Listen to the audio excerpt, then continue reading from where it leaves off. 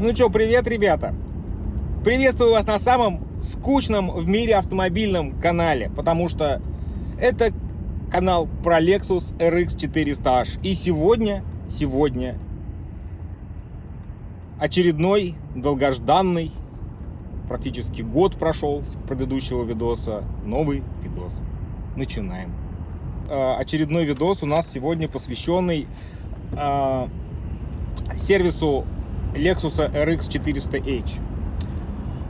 Я ежегодно езжу в сервис, каждый март практически, для того, чтобы провести профилактику, посмотреть, все ли там в порядке, что не в порядке, поправить. Итак, у меня сейчас есть счет после ремонта, и давайте посмотрим, сколько же денег у меня скушал Lexus за этот год. Итого, получилось масло, 5 литров масла у меня получилось на 3500 рублей. С учетом того, что масло менял 2 раза, итого получается 7 рублей сожрал на масле. Потом, беспокоили ли меня задние тормозные колодки? Был такой прям неприятный звук оттуда. Как выяснилось, что я проворонил все-таки момент, когда тормозная колодка задняя дотерлась до конца, и она, в общем, ушатала мне тормозной диск один. Соответственно, что тормозные диски пришлось менять парой. Итого, получается, взял тормозные диски Seaworks, 2800 штука, итого 5600 получилось. Потом, сразу же, получается, НИБК тормозные колодочки. Тормозные колодки тоже стоили 2800 рублей. Кроме этого, решили обслужить суппорта, потому что вполне возможно, что у меня вот неравномерный износ колодок как раз был связан с тем, что с суппортами какая-то проблема. Если вы смотрели мой предыдущий видос, вы помните, наверное, да, что я в том году тоже менял практически то же самое.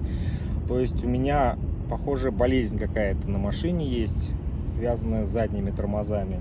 То есть итого, получается, взяли ремкомплект суппорта заднего за 450 рублей. Это там пальцы, вот эти, которые стержни, на которых суппорт шевелится. Потом, да, вот этот ремкомплект стоил 450 рублей. Нет, 1000 рублей. 1000 рублей стоил ремкомплект. Потом поменял фильтр масляный, 450 рублей. Поменял фильтр воздушный в салоне, фильтр воздушный поменял на моторе. Вот. И с передней правой шаровой у меня были вопросы. Ну, в смысле, вопросы были не у меня, а были у автосервиса. На самом деле я даже не заметил, что были какие-то проблемы. Но он показал, говорит, смотри. Вот. Вроде не брякало, вроде нормально ездило. То есть не было никаких претензий к переднему правому колесу. Тем не менее, на передней правой стойке у меня шаровую пришлось менять. Шаровая стоила 1800. Итого у меня по материалу ушло, получается, где-то порядка 20 тысяч рублей у меня ушло по маслу. То есть с учетом дважды замены масла, потому что масло менял, до этого менял и сейчас поменял. Вот. И по работе получилось все вместе на 6800. Итого у меня сегодня 20, ну, грубо говоря, в 30-ку обошелся Lexus мне в этом году. То есть 2023 год. Да, 2023 год, начало 24-го, вот с марта по март как раз ровно 30 тысяч рублей. Кстати, да, случилось с машиной небольшое несчастье у меня зимой.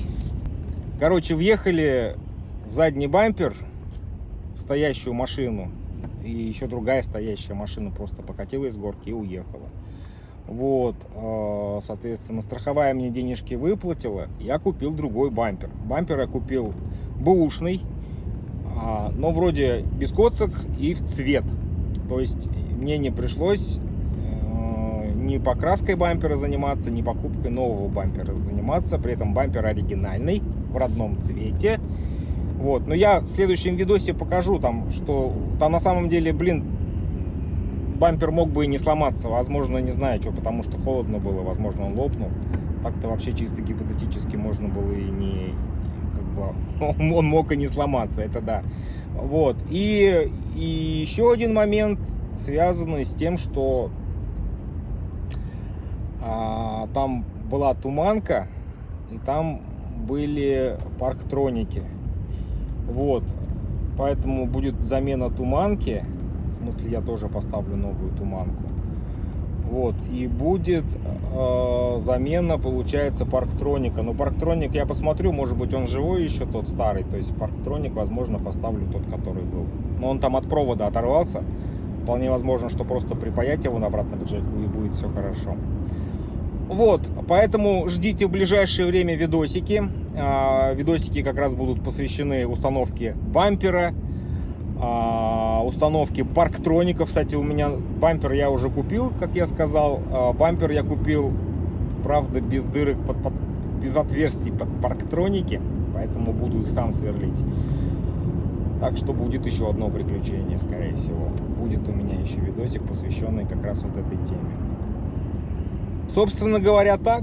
Итого подбиваем, что у меня расходы по автомобилю получились за этот год 30 тысяч рублей. То есть 12 месяцев, ну чуть больше чуть больше, чем 1000 рублей в месяц. Себестоимость владения Lexus в 2023 году. Lexus RX 400H 2006 года. А вот, собственно говоря, так. Всем пока. Подписывайтесь на канал. Я, возможно, буду больше поэтому снимать. Ну, не факт. Все. Ну, ничего. Про Lexus на самом деле действительно такая машина, про которую сложно делать какие-то... Прямо канал вести. Вы же сами понимаете, да? Что как ты будешь делать канал, когда у тебя машина ездит, ничего не ломается. То есть вообще неинтересно получается. Что, я сам, что ли, ломать буду? Не буду ничего ломать. Да, кстати... Про починку заднего дворника. Задний дворник у меня опять навернулся. Поэтому задний дворник тоже буду опять Ну, я теперь буду полностью разбирать. То есть в том видосе я его просто клемму поправил, и все заработало. В этом году я его все-таки вскрою, посмотрю, что там. Возможно, надо будет немножко его обслужить. Вот. Еще, кто помнит, у меня антенна так и лежит дома, которая у меня на крыше отломанная. То есть антенна у меня, я так и езжу без антенны. Антенну тоже поставлю в этом году, постараюсь.